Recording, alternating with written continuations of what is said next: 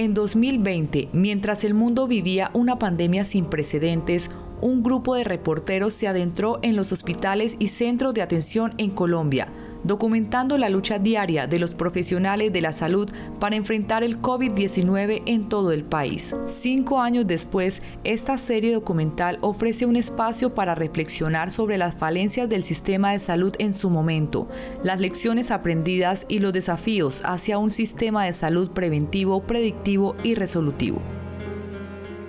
Durante la pandemia, algunos profesionales de la salud no solo atendieron a cientos de pacientes en instituciones médicas al borde del colapso, sino que también se atrevieron a denunciar la corrupción estructural del sistema sanitario que en el contexto de una emergencia se tornaba aún más inconcebible.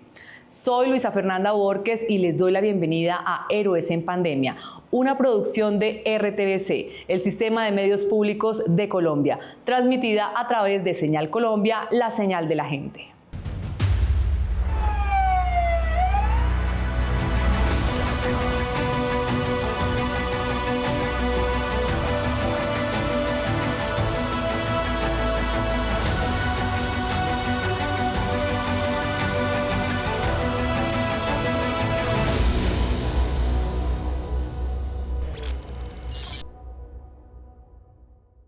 Conozcamos hoy la vida de un verdadero héroe, el doctor Óscar Pastrana, anestesiólogo apasionado que alzó la voz frente a la corrupción que minaba el sistema de salud en Antioquia.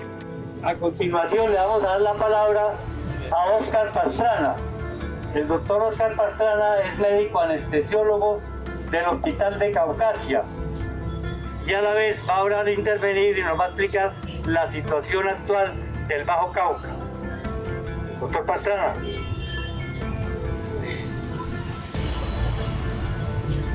Buenas noches. Afortunadamente ya renuncié al Hospital de Caucasia. Soy oriundo del Bajo Cauca. Nací en el municipio de Tarazá. Saludos, profe.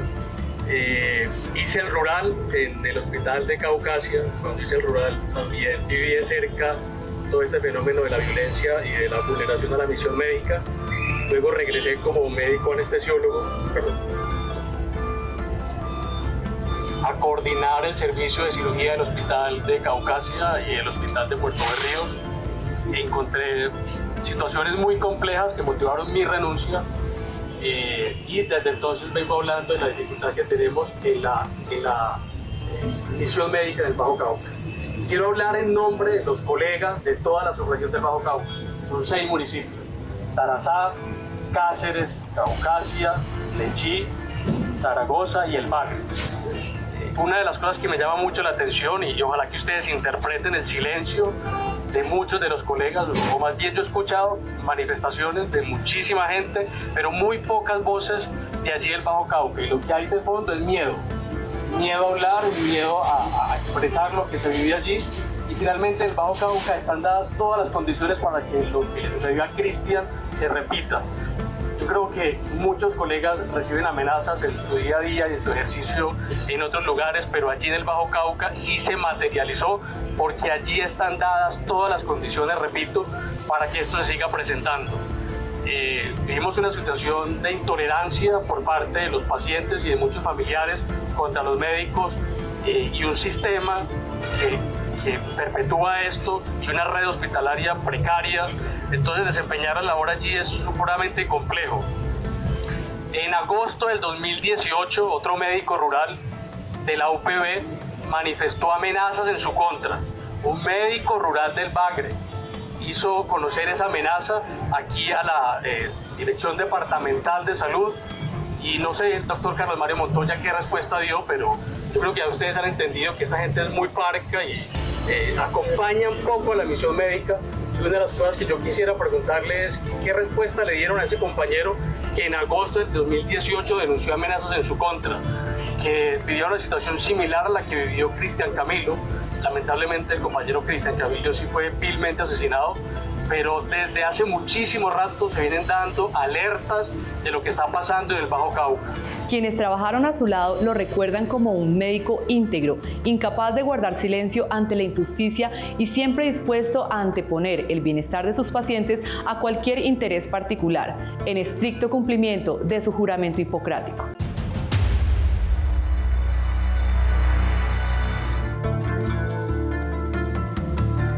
Soy médico anestesiólogo de base, trabajo en cuidados intensivos también, me preparé para las dos cosas. También hice estudios de neuroanestesia en España, en el Hospital San Vicente Sant Pau de Barcelona, pero mi profesión de base es anestesiología. Se presentó un brote inicial donde la gran mayoría de los colegas resultaron infectados. Yo llego directamente a esa unidad de cuidados intensivos de pacientes COVID a reforzar y ayudar.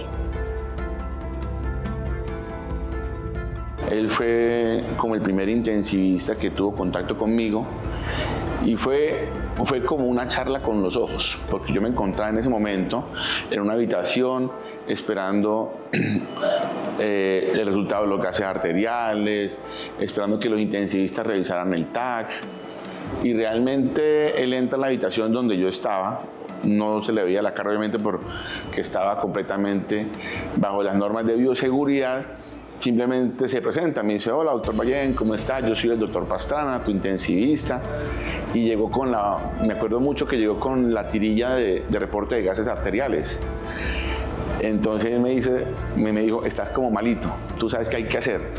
Entonces yo ya sabía más o menos, ya había visto al menos los gases arteriales, me lo habían comentado. Y yo le dije: pues sí, doctor, pero hablemos de otra cosa. Y durante un momento muy corto hablamos de la vida. Realmente yo le dije: yo sé ya lo que viene, entonces simplemente hablemos de la vida. El encuentro con Víctor tiene un montón de particularidades porque no es solamente un médico atendiendo a otro médico, sino que él se abre su corazón y me empieza a expresar estas cosas para mí muy difíciles, y sobre todo en medio de la situación, porque yo entro con el uniforme, entro con el tapabocas, y él está en la habitación también, todo está sellado, entonces era como un escenario muy raro, pero en medio de eso sacamos el espacio, hicimos el ejercicio y hablamos de la vida. Fue como un momento trascendental. Entonces él ya no hablamos más de la condición, él me preguntó por mis hijos, por mi vida, qué me gustaba hacer, intentó tranquilizarme, porque obviamente tú en ese momento te encuentras como, Dios mío, o sea, tú como pues dedicaba a esto también, en mi caso con los niños, ¿cierto? Tú sabías los riesgos que habían de que te conectaran a ventilación mecánica, de tener un SDRA pulmonar. Entonces obviamente tú no dejas de pensar exclusivamente en la muerte en ese momento, en tus hijos que pueden quedar solos. Entonces realmente con él fue un momento fue como esa conversación, ¿verdad? De hablar de mi familia, de mis hijos. Y pues fue muy agradable, fue muy tranquilizante esa conversación, ¿no? Los que estamos en la primera línea somos los médicos y los que le estamos poniendo el pecho a la situación. Y lo hacemos con todo el amor del mundo. Esto es una profesión que uno hace con muchísimo amor y muchísima vocación, pero no deja de ser difícil ver partir a los compañeros, ver partir a los colegas y el drama que eso genera para las familias. Y es una situación bastante triste, es una situación compleja, pero yo creo que eso no nos quita la motivación de seguir dando lo mejor que podemos y lo que hemos aprendido como personal del área de la salud para tratar de sacar esto adelante, porque entendemos que es un momento donde los médicos tenemos que entrar a liderar, a tomar decisiones, y la idea es hacerlo de la mejor manera. Una de las cosas que más me duele es la parte del estigma, ver cómo algunos colegas los están discriminando, los están rechazando, están siendo objeto de lesiones, y no entiende uno cómo en medio de esta situación, donde somos nosotros justamente los que estamos saliendo a exponer nuestra vida y a dar lo mejor de nosotros para ayudar a la gente, cómo vamos a resultar agredidos. Eso es una cosa que uno no termina de entender. Entonces, y lo otro es la parte laboral, que es muy triste, pues la situación laboral de los médicos en Colombia. Es un escenario de años que llevamos con unas condiciones laborales precarias, y que nosotros en este momento deberíamos estar concentrados en cómo vamos a atender la pandemia, cómo vamos a atender los pacientes y a sus familiares, y no estar pendientes, por ejemplo, si tenemos seguridad social, qué tipo de contrato. O sea, ese tipo de cosas la debería resolver el Estado y apoyarnos la sociedad. Nosotros deberíamos estar concentrados en nuestra labor y nuestro ejercicio de tratar de ayudar y de salvar vidas. Eso es una profesión especial, como que uno tiene un llamado especial para ejercer esto, y cuando uno lo hace con amor y con vocación, se convierte en una necesidad. Yo siento la necesidad de estar en el hospital y siento la necesidad de apoyar y ayudar a la gente, y eso me hace falta en ese momento. Años antes de la pandemia, Óscar Pastrana ejerció su profesión en hospitales del Bajo Cauca antioqueño, donde pronto fue testigo de graves irregularidades. Encontró quirófanos sin puertas, insumos médicos en condiciones insalubres y contratos amañados que beneficiaban a unos cuantos. Indignado, Óscar no dudó en alzar su voz. Denunció públicamente esas anomalías ante las autoridades y en sus redes sociales. Él venía denunciando todo el sistema de corrupción existente, principalmente en el caso suyo, en el Bajo Cauca. Él hablaba allí de unos carteles que existían y una cartelización del sistema de salud, una malversación de los recursos, una participación con actores políticos, y hablaba de la perversidad de un sistema que a la postre tenía absolutamente precarizado a los profesionales de la salud. Él era un médico anestesiólogo con una gran formación y que como producto de sus denuncias venía sufriendo una gran persecución. Las valientes denuncias de Óscar no quedaron sin consecuencias. Pronto comenzaron las presiones para silenciarlo. Aún bajo amenazas, él buscaba la manera de seguir adelante con su lucha y proteger la verdad. En marzo de ese año, justo antes de que el país entrara en confinamiento, la abogada Cielo Rusinque convocó en Bogotá a un grupo de activistas para compartir información sobre las irregularidades que se estaban evidenciando en el sector salud. Óscar quiso participar de ese encuentro y llevar las pruebas que había recopilado. Yo organicé una reunión en la que convoqué a los activistas, en fin, para un poco resistir a todo el sistema de desinformación que estaba imperando en ese momento y para denunciar pues todo lo que se estaba evidenciando con ocasión de la pandemia. Él había comprado un tiquete, de hecho, porque él estaba viendo en ese momento en Medellín para ir a Bogotá a última hora, y fue cuando justamente ahí el cierre de aeropuertos, él no puede llegar a la reunión, pero desde ese momento quedamos en contacto y en distintas ocasiones me manifestó la necesidad de un encuentro personal para entregarme toda una serie de documentos que darían cuenta o tendrían todas las pruebas, en particular de lo que estaba ocurriendo en ese hospital y con el sistema de salud en el Bajo Cauca. Todo eso está documentado en internet, se podría hacer un seguimiento de todas las denuncias que él venía haciendo. Lamentablemente, con el paso de los meses, las represalias contra Óscar se intensificaron. Él mismo reportó que habían amenazas de muerte, que hombres en moto lo seguían, que era objeto de hostigamientos constantes e incluso de ataques cibernéticos. Sus denuncias lo fueron acorralando, lo apartaron de los hospitales donde trabajaba, enfrentó acoso judicial y llegó a temer seriamente por la seguridad de su familia. Finalmente no tuvo más remedio que salir de su tierra. Óscar se desplazó a Bogotá en busca de proteger su vida y la de los suyos. El constante acoso también minó su salud. Óscar empezó a sufrir depresión bajo la presión insoportable que vivía.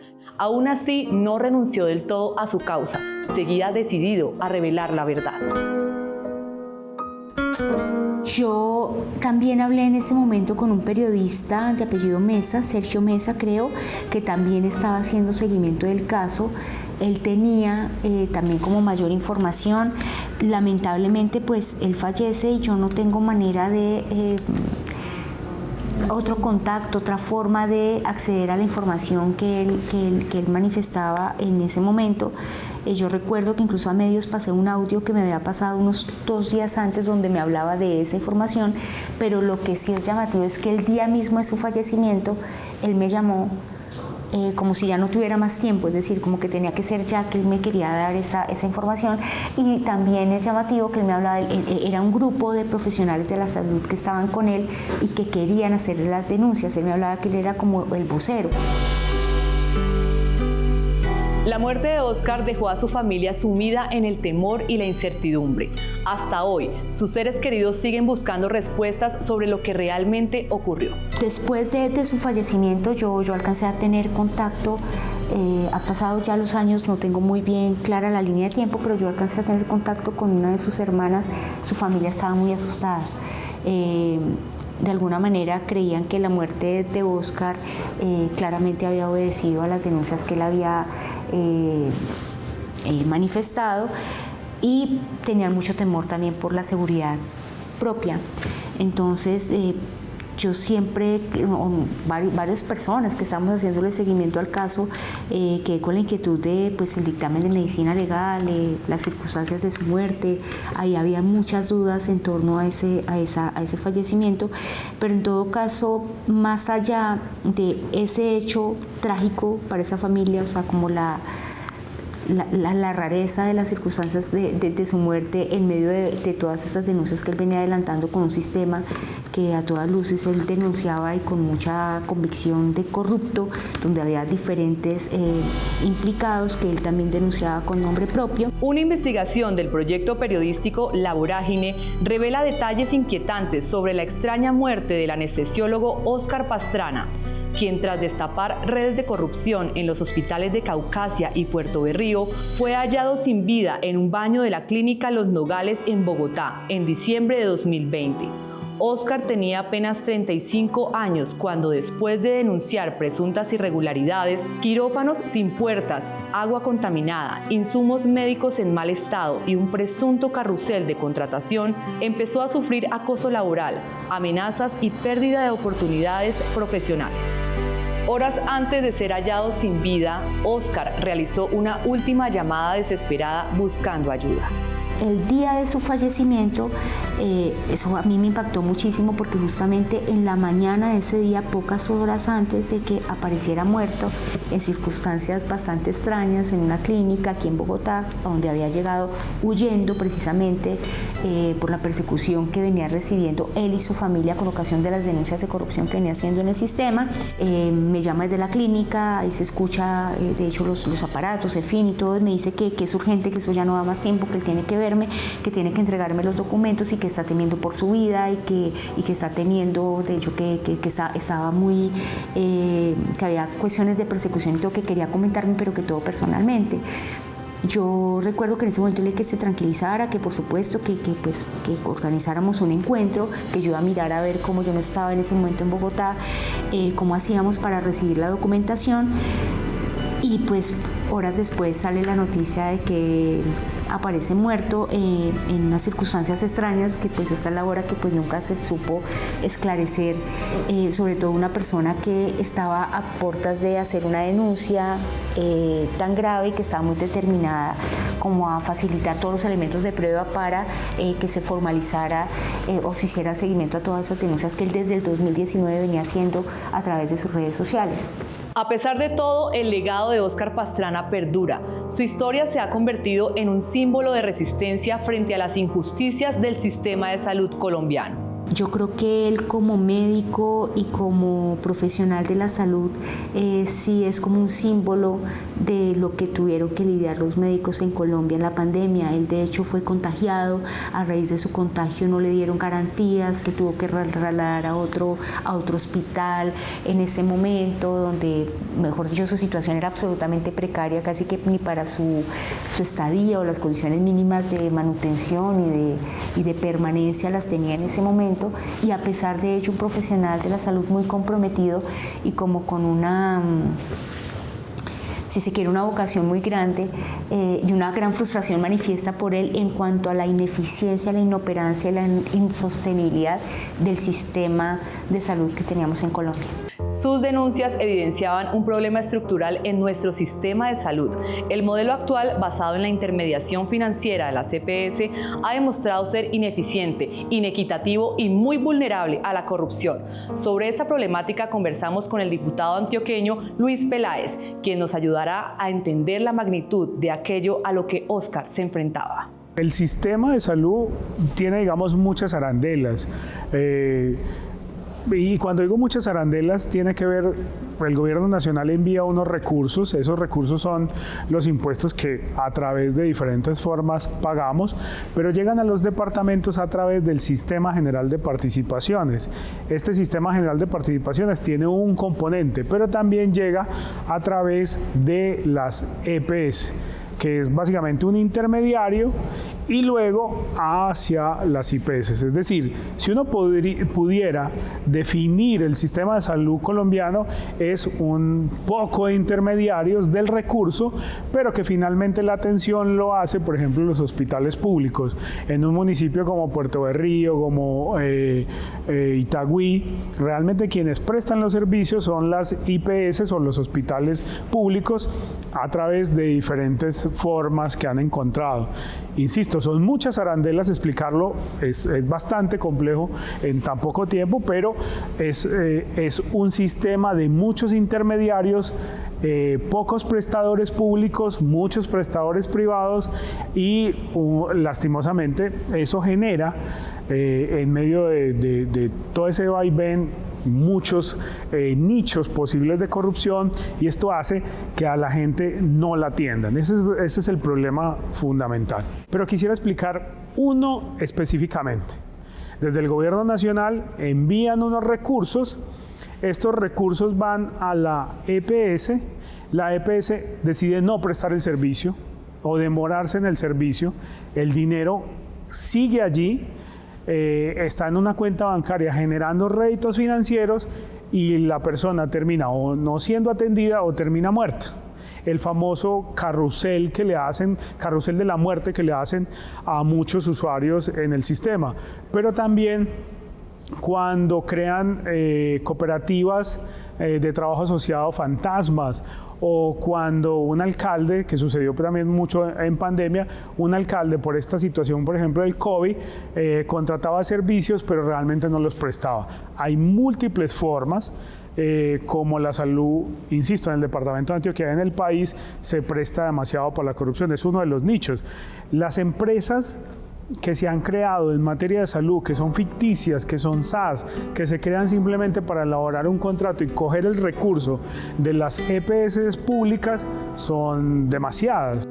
El doctor Óscar Pastrana no solo enfrentó una pandemia biológica, también se atrevió a desafiar el cáncer más arraigado de nuestro sistema de salud, la corrupción. Sus denuncias lo convirtieron en blanco de amenazas, persecución y aislamiento institucional.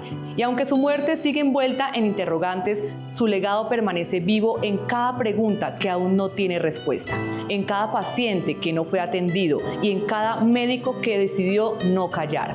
Recordarlo no solo es un acto de memoria, es un llamado urgente a transformar un sistema que no puede seguir castigando a quienes defienden la verdad.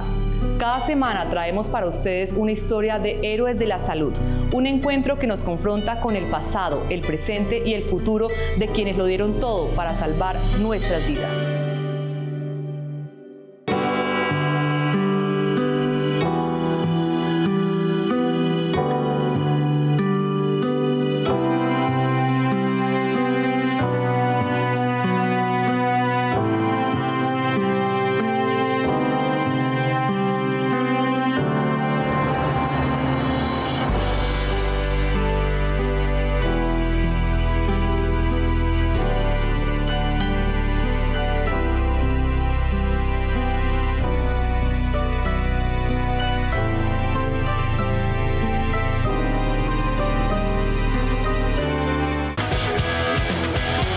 Ministerio TIC,